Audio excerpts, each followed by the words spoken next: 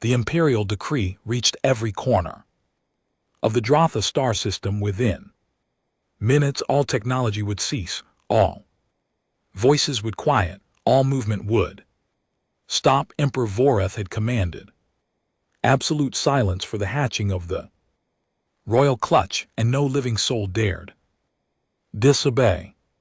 Owen felt the vibrations fade from the ventilation shaft where he crouched. Massive environmental processors that usually hummed day and night went still. Even the air seemed to hold its breath. He pressed his back against the cold metal tool belt digging into his ribs, and cursed his terrible luck. He had been deep in the maintenance tunnels when the lockdown began. The palace systems needed constant adjustment, and someone had to crawl through the narrow spaces to reach the regulators. That someone was always human. Dragons were far too large for such work, but now the hatching ceremony had started early, and every exit had sealed automatically. Through the grating beneath his feet, Owen could see into the royal chamber. 5 enormous eggs rested on cushions of woven gold. Each egg stood as tall as his chest, covered in scales that shimmered with inner light. Purple and blue patterns swirled across their surfaces like living artwork. Dragon nobles filled the observation gallery. Behind thick crystal walls, their massive forms perfectly still as tradition demanded. Emperor Voreth himself stood closest to the eggs. His scales were deep crimson, aged to near black at the edges. Crowned spikes of polished bone rose from his skull. He had ruled for 3 centuries, and this clutch represented something precious beyond measure, the last of the pure bloodline. The previous 4 clutches had failed to hatch at all, the eggs turning cold and dark after months of waiting. Owen tried to breathe quietly. If they discovered a human contaminating the sacred chamber during the hatching, death would be swift. Dragons did not tolerate disrespect to their most holy traditions. He had seen workers executed for far less. The first egg cracked. A thin line appeared along its surface, glowing with golden light. The dragons in the gallery leaned forward as one. Though none made a sound, Voreth's eyes never blinked. Owen found himself holding his breath without meaning to. Another crack appeared, then another. All 5 eggs began splitting open simultaneously, pieces of shell falling away like petals. The light from within grew brighter, filling the chamber with warmth that Owen could feel even through the grating. The first hatchling emerged. It was tiny compared to the adults, no larger than a house cat. Its scales were pure white, almost translucent in the golden light. It stumbled on unsteady legs, wings folded tight against its body. A second hatchling followed this. One deep blue, then red, then green, then silver. All 5 tumbled free of their shells and sat blinking in the sudden space of the world. Owen had never seen anything so fragile or so beautiful. The hatchlings looked around with wide eyes, taking in their first moments of existence. According to dragon tradition, they would now approach the emperor or another designated royal. The imprinting would happen within the first hour, creating an unbreakable bond that would shape the future of the empire. The white hatchling took a wobbling step toward Voreth. The emperor remained perfectly still, as protocol demanded. The hatchling must choose freely without coercion. Owen watched, fascinated. Despite his fear, history was happening below him. Then his equipment betrayed him. A pressure valve in the ventilation system released automatically. The sound was small, barely a hiss, but in the absolute silence of the chamber, it rang out like a bell. Owen froze, terror flooding through him. Every dragon head turned upward toward the sound. The hatchlings spun around, their attention completely captured by the noise. No, Owen thought desperately. No. Please, no. The white hatchling chirped, a soft, questioning sound. It started moving toward the grating. The blue one followed, then the others, all 5. Hatchlings crossed the chamber floor, ignoring the emperor, ignoring the assembled nobles, focused entirely on the source of the sound. Owen tried to slide backward, but the shaft was too narrow. The hatchlings reached the grating directly below him. They pushed their small snouts through the gaps, sniffing. The white one made a pleased sound and started clawing at the metal. Through the crystal wall, Owen could see the dragons in the gallery stirring. Vorath himself had gone completely rigid, his expression unreadable, but his eyes burning with something that might have been rage or shock or both. The grating gave way. 5 hatchlings tumbled through the opening and landed in a pile in the shaft with Owen. He pressed himself against the wall, but there was nowhere to go. The white hatchling recovered first and climbed directly onto his lap. The blue one scrambled up his chest. The others piled on, chirping and nuzzling against him with warm, scaly faces. Owen sat frozen in horror as 5 baby dragons imprinted on him instead of the emperor, their eyes locked onto his face. With absolute trust and recognition, he could feel something forming between them, some connection he did not understand but could not deny. Below, Emperor Vorath finally moved. He strode to the open shaft and looked up. His eyes met Owen's through the tangle of hatchlings. The silence in the chamber became suffocating. Guards hauled Owen from the ventilation shaft. Within minutes, the hatchlings clung to him the entire way, their small claws digging through his work uniform. When a guard tried to pull the white one away, it bit his armored hand hard, enough to dent the metal. The guard jerked back, startled, and the hatchling returned to Owen's shoulder with a satisfied chirp. They brought him to the throne hall, still covered in baby dragons. The blue one had wrapped itself around his neck like a scarf. The red one perched on his head. The green and silver ones occupied each arm. The white one, seemingly the leader, sat on his shoulder and hissed at anyone who came too close. Owen had never been inside the throne hall before. Humans did not enter this space unless they were being sentenced. The ceiling stretched impossibly high, carved from a single piece of star granite that gleamed with embedded crystals. Pillars thick as ancient trees lined the walkway to the throne itself, a massive structure of bone and precious metals that had held emperors for 1,000 years. Vorath sat upon it now, his presence filling the hall like a thunderstorm. Barely contained, dragon nobles packed the chamber, their scales creating a rainbow of colors in the filtered light. All of them stared at Owen with expressions ranging from shock to disgust to outright fury. Owen tried to bow, but the hatchlings made it impossible. They squirmed and adjusted themselves to stay attached to him. No matter how he moved, he settled for lowering his eyes, hoping it showed proper respect. Explain yourself, human. Vorath's voice was surprisingly quiet, but it carried through the hall without effort. The temperature seemed to drop several degrees. Owen swallowed hard. His mouth had gone completely dry. I was performing Maintenance, Your Majesty, the lockdown happened while I was in the environmental systems. I could not escape before the seals activated.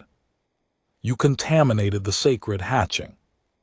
I did not mean to. I tried to stay hidden and silent. And yet you made noise. You drew their attention. Voreth leaned forward slightly. Do you understand what you have done? Owen did understand, which made it worse. The hatchlings should have bonded with the Emperor. That bond would have secured the succession, maintained the bloodline, preserved the traditions that held the Empire together. Instead, they had chosen a human maintenance worker who barely made enough credits to eat properly. A dragon noble stepped forward from the crowd. Her scales were deep purple, marked with gold patterns that indicated high rank. The solution is simple, Your Majesty. Remove the human, execute him. For his crime, the hatchlings will redirect their bond to you in his absence. Several other nobles voiced agreement. Owen felt his heart hammering against his ribs. The hatchlings seemed to sense his fear. They pressed closer, making protective sounds. Another dragon approached the throne.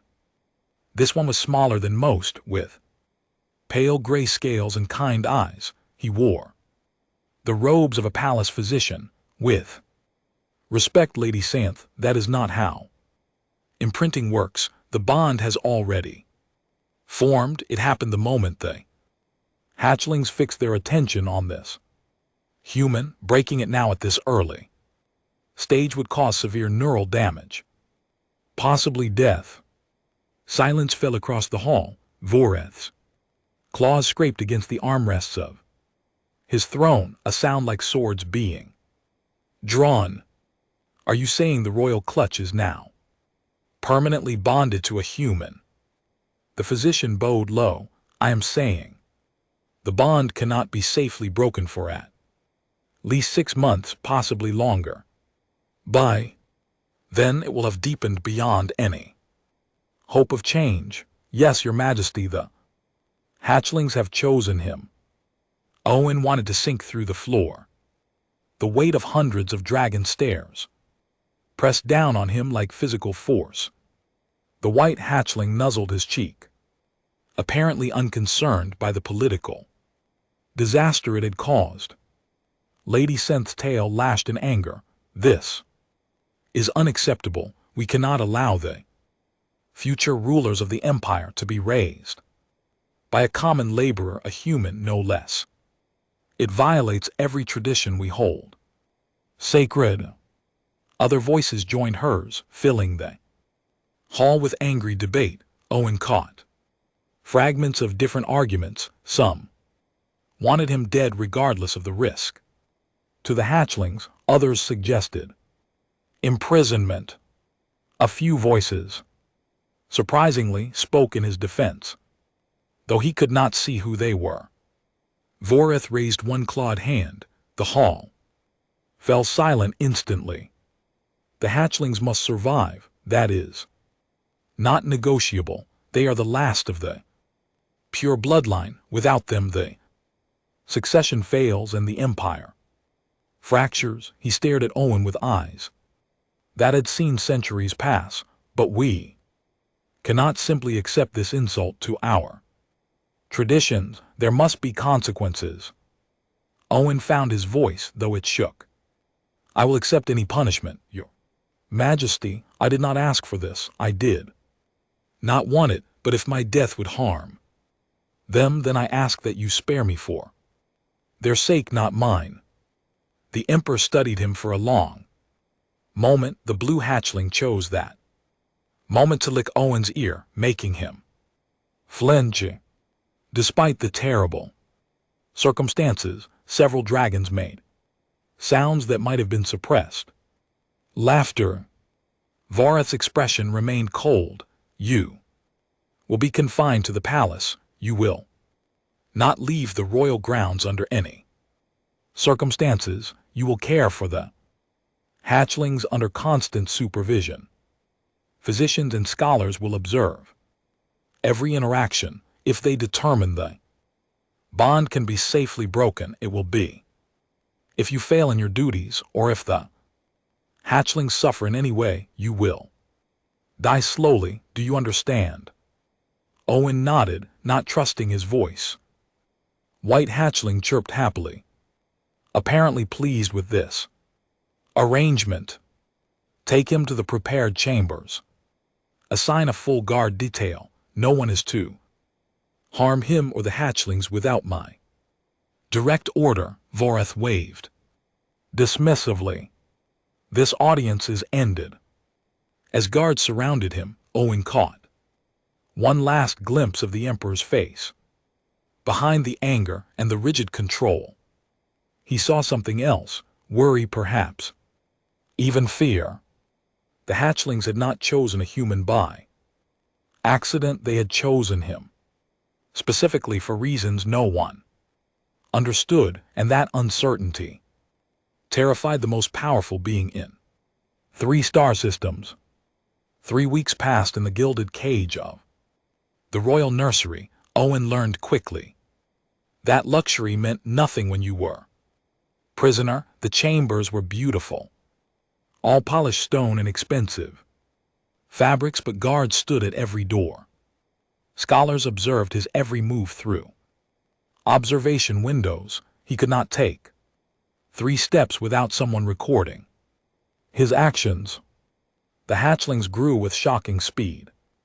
They had already doubled in size, each now as large as a full-grown dog. Their personalities emerged more clearly each day. The white one, whom Owen privately called Frost, acted as the group's leader. She decided when they ate, when they slept, and when they practiced flying. The blue one, Cinder, was curious about everything and constantly got into trouble exploring. Tide, the green one, preferred sleeping in sunbeams. Gale, the silver one, loved speed and racing through the chambers. Stone, the red one, was gentle despite being the largest.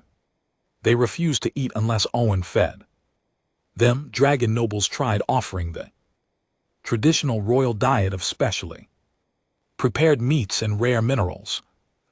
Hatchlings ignored every attempt. Only when Owen placed the food in front of them would they eat. The scholars filled notebooks with observations, but offered no explanations. Sleep was worse. The hatchlings would not rest unless Owen was present. They piled on top of him each night, a warm, heavy mass of scales and soft breathing. He woke every morning with claw marks on his arms and dragon drool on his face. His back ached from the weight, but if he tried to slip away, they woke immediately and cried until he returned. Lady Synth visited often, always with a new plan to break the bond. She brought ancient relics said to sever unwanted connections. She hired majors to perform bonding rituals with dragon nobles. She even suggested exposing the hatchlings to other humans, hoping they would transfer their affection. Nothing worked. Frost bit anyone who tried to separate her from Owen. Cinder set a noble's robes on fire when he attempted a forced bonding spell. Hatchlings made their preference absolutely clear. On the 22nd day, a servant arrived who changed everything. Her name was Bait, and she was human like Owen. She carried cleaning supplies and kept her eyes down, as humans were taught to do in dragon spaces. But when Owen asked her a question about palace protocol, she answered with surprising knowledge. "You have worked here long?" he asked, while the hatchlings napped in a sunny corner. 5 years. I clean the administrative wings mostly. You learn things when nobles forget you are there. She scrubbed at a stone basin, her movements Efficient, they talk about you. Constantly, half want you dead. Other half see opportunity. Owen blinked. Opportunity for what? Bate glanced at the observation windows, then lowered her voice. The Empire is not as stable as it appears. Colony. Worlds grow restless, mixed species. Populations outnumber pure dragons 3-1 now. There are rumors of independence movements in the outer systems. Some nobles think forcing tradition on the hatchlings will make things worse. Others think a human bonded royal might actually help unite the different populations. That is political thinking far beyond a maintenance worker. You are not just a maintenance worker anymore. She met his eyes briefly. You are raising the future of an empire, whether you want to or not. The word stayed with Owen long after Bate left. He had been so focused on surviving each day that he had not considered the larger implications. These hatchlings would grow into adults. They would hold power, and they were bonding with someone who understood what it meant to be powerless in a dragon-ruled society.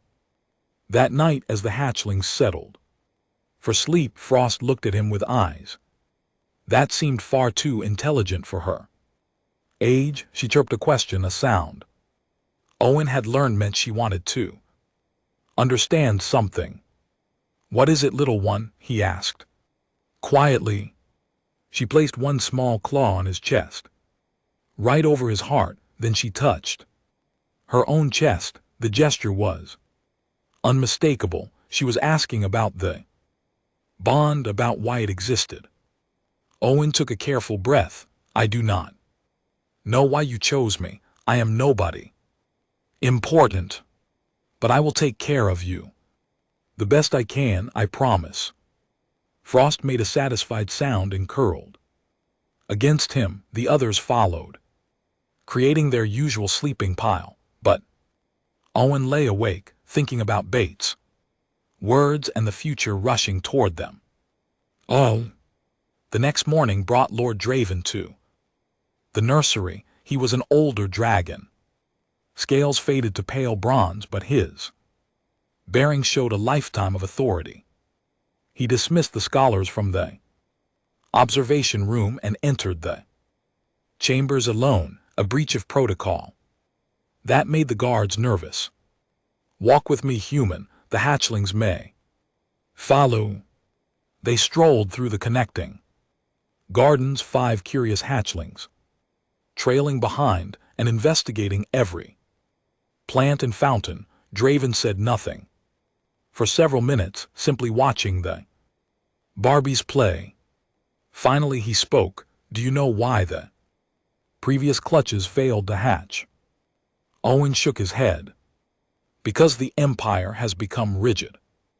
Dead. We follow traditions that no longer serve us, enforce rules that strangle growth. Life requires flexibility, adaptation." The eggs sensed this. They refused to bring children into a dying system. Draven's eyes were sad. "But these 5 hatched, perhaps because something had changed, perhaps because you were there, representing possibility outside our narrow traditions. You think they chose me on purpose? That is not possible. They are Barbies. Dragon hatchlings are born with ancestral memory. They know things we have forgotten. They understand what we refuse to see." Draven watched Frost climb a small tree, her wings flapping experimentally. "The Empire needs change, Owen. These hatchlings might be the catalyst, or they might be destroyed by nobles too afraid to adapt. Much depends on how you raise them, what you teach them, who you show them they can become." The old dragon turned to leave, then paused. "Lady Synth plans to petition the Emperor for your removal next week. She has gathered support from the Traditionalist faction, I cannot stop her, but I wanted you to know what approaches so you might prepare. Owen watched him go, fear settling cold in his stomach. The hatchlings returned from their exploring, sensing his distress. They pressed close, offering wordless comfort. He had 3 days before everything changed again. The petition hearing took place in the lesser council chamber, though there was nothing lesser about it. 40 dragon nobles filled the tiered seating, their combined presence making the air thick and hot. Owen stood in the center circle with the hatchlings who had grown to the size of ponies in just 5 weeks. They sensed the hostility in the room and stayed close, forming a protective barrier around him. Lady Senth presented her case with cold precision. The human has had sufficient time to prove his worth. He has failed. The hatchlings show no signs of royal behavior. They act like common pets, playing games and sleeping in piles. They have learned nothing of governance, nothing of tradition, nothing of their sacred duties. A noble named Kosh supported her. We have given this experiment every chance to succeed. It has not. The Empire cannot risk its future on the whims of an ignorant human who teaches them nothing but weakness. More voices joined, building a chorus of condemnation. Owen kept his face neutral as bait advised, but his hands shook. Hatchlings pressed tighter against his legs. Then Draven stood, with respect to Lady Senth. The hatchlings are 5 weeks old. They should be playing and sleeping. That is what healthy young ones do. Would you prefer they emerge from eggs, already ancient and cold like the nobles, who demand their premature maturity? Scattered sounds of agreement came from the chamber. Owen noticed for the first time that the crowd was divided. Not everyone supported Senth's position. A younger noble named Fira spoke next. I represent the colonial council of the Marrow system. We have watched this situation with great interest. The human shows the hatchlings kindness, patience, and genuine care. These are qualities we value regardless of species. If the future rulers can bridge the gap between dragon and human populations, perhaps the Empire will finally know peace instead of constant tension. Senth's tail lashed in anger. You speak of bridge building while ignoring that this human is completely unqualified to raise royalty. He knows nothing of our history, our culture, our ways. He contaminates their development with his limited perspective. Then teach him. The voice came from an unexpected source. A dragon named Vashti, known for her neutral stance on most political matters, rose from her seat. If the bond cannot be broken without harming the hatchlings, and if the hatchlings must be raised properly, then the logical solution is to educate their bonded guardian, provide him with tutors, give him access to the archives, let him learn what he needs to know to guide them appropriately. The chamber erupted in debate. Some nobles shouted support for the idea. Others rejected it as absurd. Owen stood in the center of the chaos, trying to process what was happening. They were arguing about giving him an education, about making him worthy of the role the hatchlings had thrust upon him. Emperor Voreth entered without announcement. The chamber fell silent. Immediately, every dragon bowed. Owen did the same, and the hatchlings copied his movement in a way that would have been adorable under different circumstances. I have heard enough. Voreth's voice cut through the space like a blade. Lady Senth, your concerns are noted, but your Solution is rejected. We will not risk the hatchlings' lives on the hope that removing their bond might work. Lord Draven, Lady Vashti, your proposal has merit. Owen will be educated in dragon culture, history, and governance. He will have access to tutors and archives. The hatchlings will learn through him. Senth's eyes blazed, but she said nothing. Voreth continued, however, this creates a new problem. Owen is human. He will age and die within a standard lifetime. The hatchlings will outlive him by centuries. We cannot allow them to bond so deeply with someone who will abandon them through mortality. Owen's stomach dropped. He had not thought that far ahead. Dragons lived for thousands of years. He would be dead before the hatchlings reached full maturity.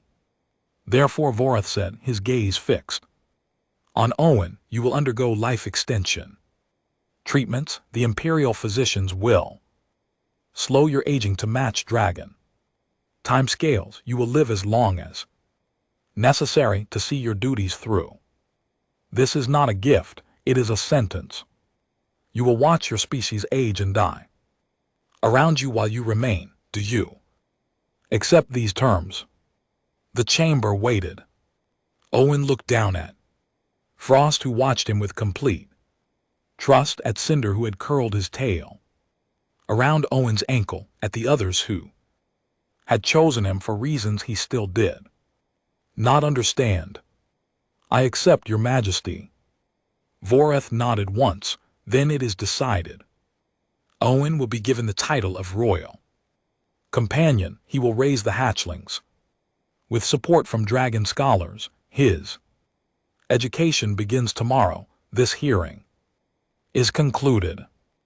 As the nobles filed out, some glaring and others nodding respectfully, Bate appeared at Owen's elbow. She had been standing in the servants' corner, unnoticed as always. Life extension, she whispered. Do you understand what you just agreed to? You will outlive everyone you know. Every human friend you have will grow old and die while you stay young. You will be alone except for dragons. Owen watched the hatchlings play, wrestling near the doorway, full of energy and joy. Despite the political storm around them, I was already alone before this. At least now I have purpose. Bates studied him carefully. You are either the bravest person I have met or the most foolish. I have not decided which. Probably both. She almost smiled. The servants' network will help you. We know things the nobles do not. Information that might keep you alive when politics turn dangerous. You are not as alone as you think. She disappeared into the crowd before he could respond. The hatchlings returned to him, Frost chirping a question about when they could eat. Owen laughed. Despite everything, a sound that surprised him with its genuine amusement. His old life was completely gone. His future stretched out impossibly long, filled with responsibilities he barely understood. But for the first time since the hatching, he felt something other than fear. He felt ready. The poison came 3 months after Owen accepted his new title. By then the hatchlings had grown to the size of horses, and his education had progressed far enough that he could read ancient dragon script and recite the succession laws from memory. He had started to believe he might actually survive this impossible situation. The evening meal arrived as usual, brought by servants he recognized. Owen had learned to eat the same food as the hatchlings, a mixture of proteins and minerals designed for growing dragons. It tasted terrible, but his modified biology could process it. He had just taken his first bite when Frost knocked. the bowl from his hands. The food scattered across the floor. Frost hissed at it, her scales raised in aggression. The other hatchlings backed away from the spilled meal, wings flared. In distress, Owen froze. What is wrong? Cinder sniffed the food carefully, then made a sound Owen had never heard before. It was a warning cry, sharpened, piercing. The door guards rushed in, weapons drawn, searching for threats. The food, Owen said, his voice shaking. Something is wrong with the food. A physician arrived within minutes. She tested the spilled meal with chemical scanners and her expression turned grim. Nitvan toxin, a single bite would have killed you within the hour. Painfully, the room erupted in controlled chaos. Guards seized the servants who had delivered the food. Investigators swept through the kitchens. Owen sat on the floor shaking while the hatchlings pressed against him protectively. They had known, somehow they had sensed the danger before he took more than a single bite.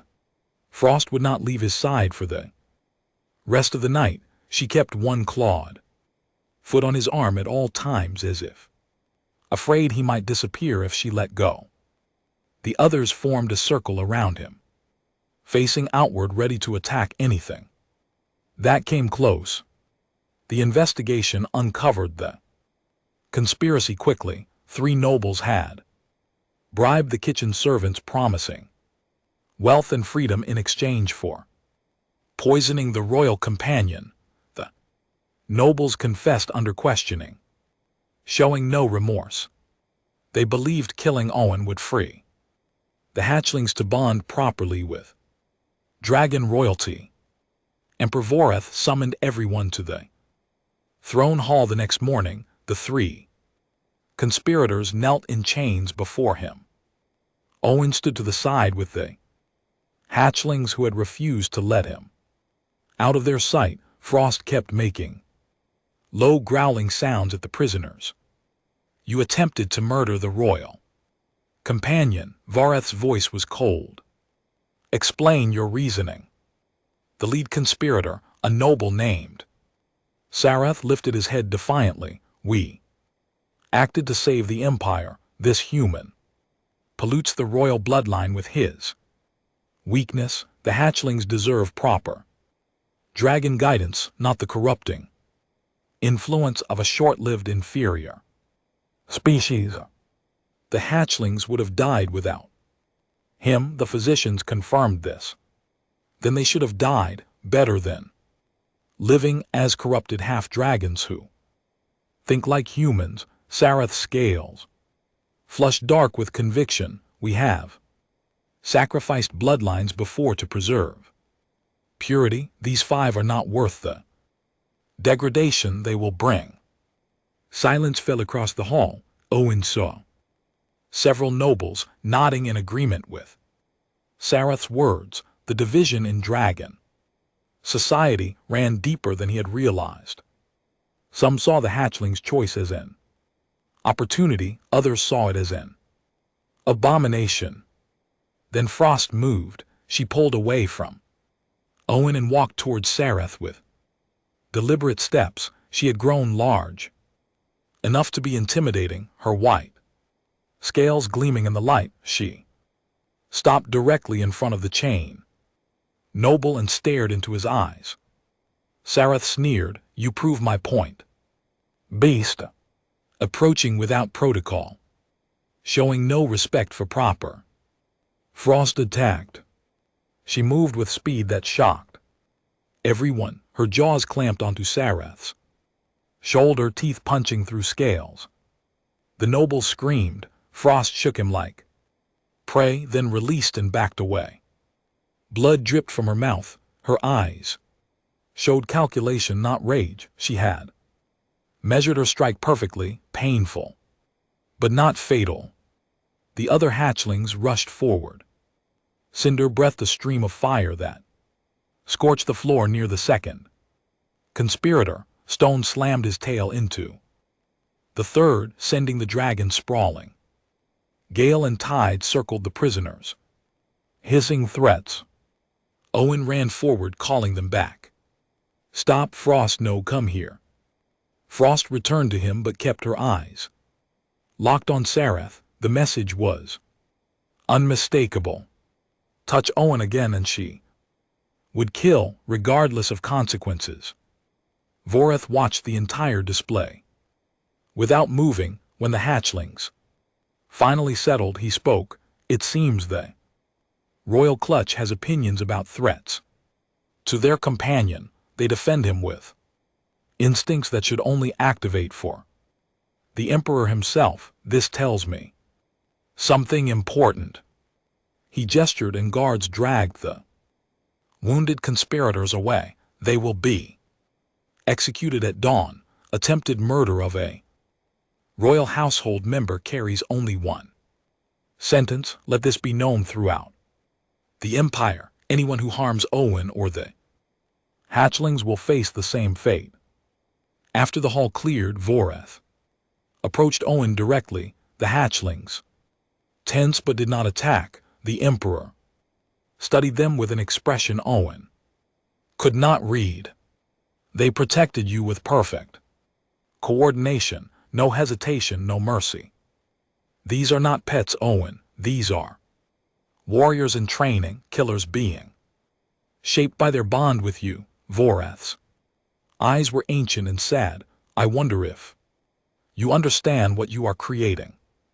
Dragons raised by a human who knows what it means to be hunted, to be powerless, to survive against those who see you as inferior." Owen met the Emperor's gaze.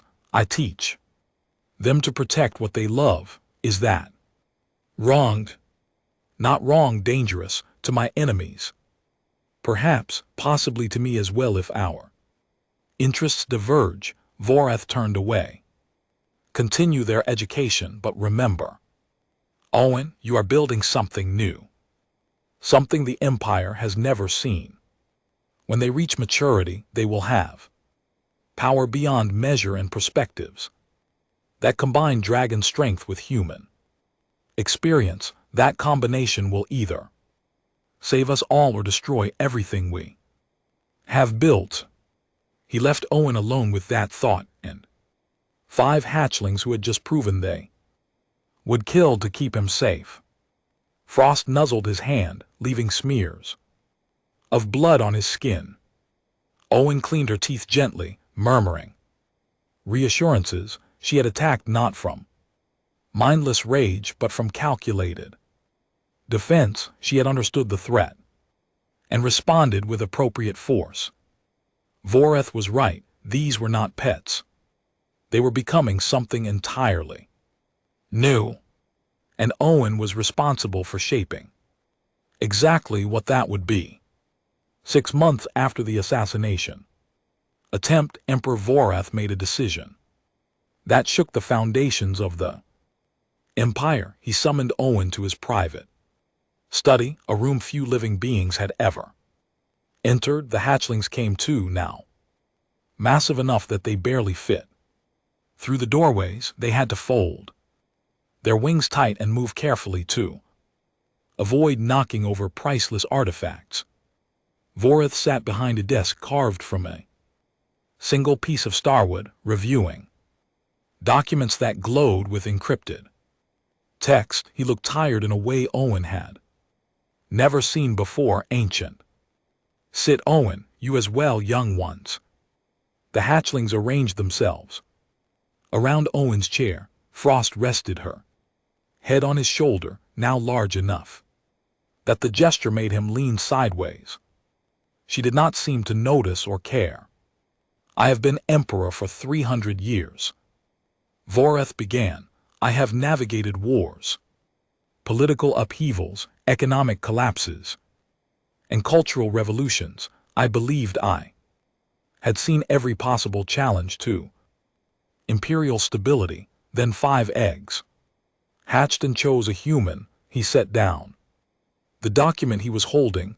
"I have spent these months watching you raise them observing how they learn, studying what they are becoming. Owen waited, uncertain where this was leading.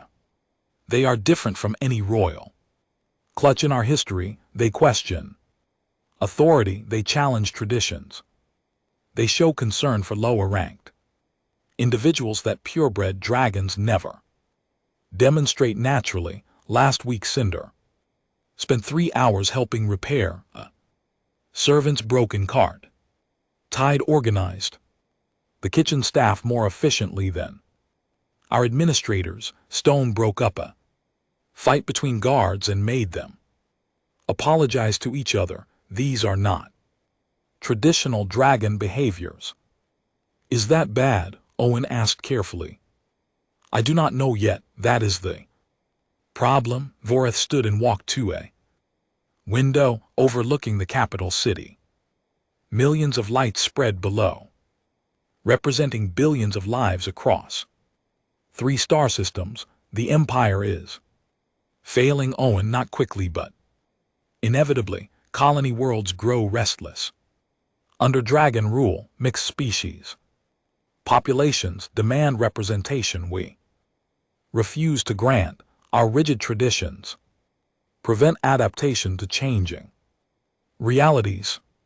Within 2 centuries, possibly less, the Empire will fracture into civil war or collapse entirely. The weight of those words settled heavy. In the room, Frost lifted her head, suddenly attentive.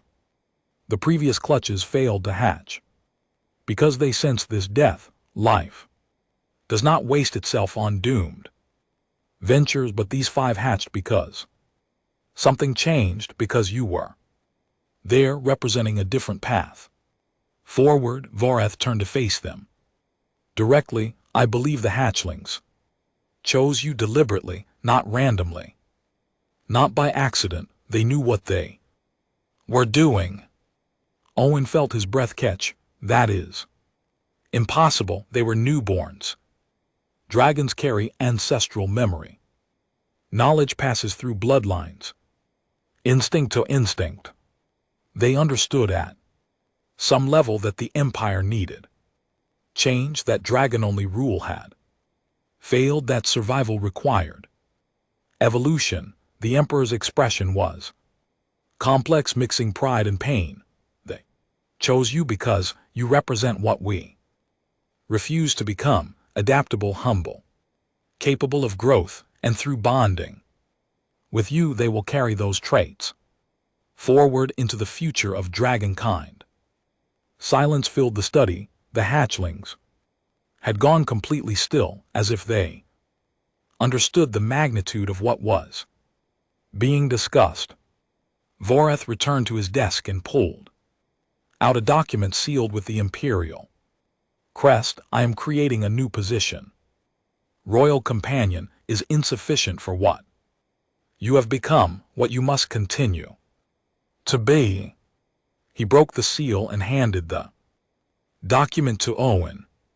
The text glowed.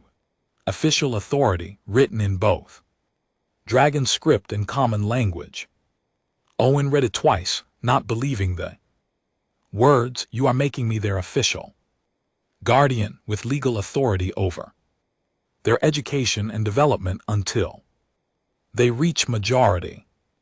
More than that, you will have a seat on the ruling council, voice in imperial decisions, protected status that even I cannot easily revoke. When the hatchlings come of age, they will choose whether to take the throne, but if they do, you will remain as their advisor. Their connection to perspectives beyond pure dragon culture. The nobles will rebel. Lady Senth will. Lady Senth and her faction lost the moment these 5 defended you with lethal intent. She has already withdrawn from court, as have many traditionalists. They see the direction of change and refuse to participate. Let them retreat into irrelevance. Voreth sat down heavily. The younger nobles, those who govern colony worlds and mixed Populations support this change. They have been waiting for an opportunity to modernize the empire. You and the hatchlings provide that opportunity. Frost made a questioning chirp. Vorath smiled at her, genuine warmth in the expression. Yes, young one, this means your bond is officially recognized. Permanent, celebrated rather than merely tolerated. You chose well despite the chaos your choice created.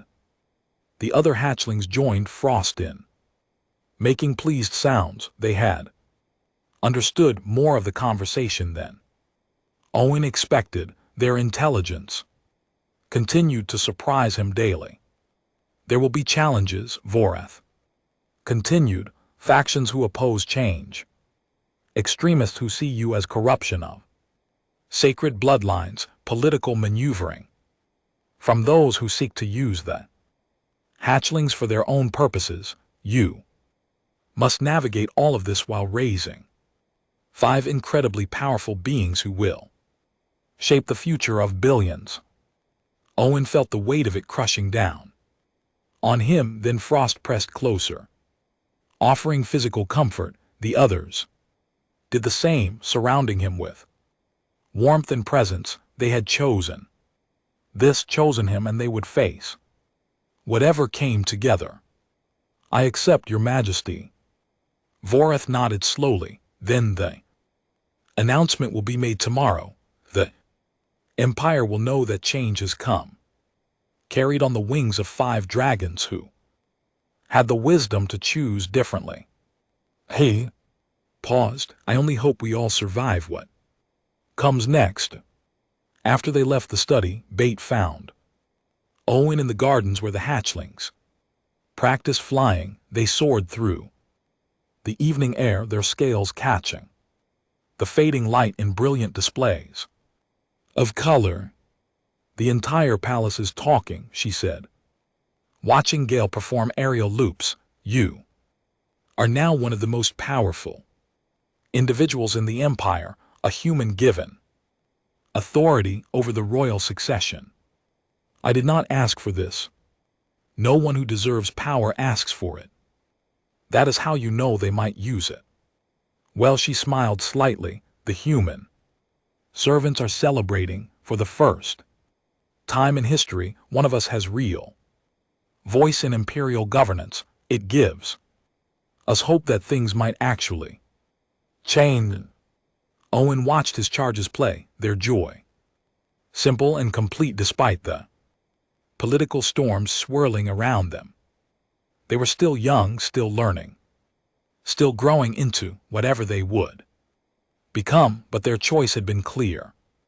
From the beginning, they had rejected an empire of rigid tradition and chose instead a future of possibility.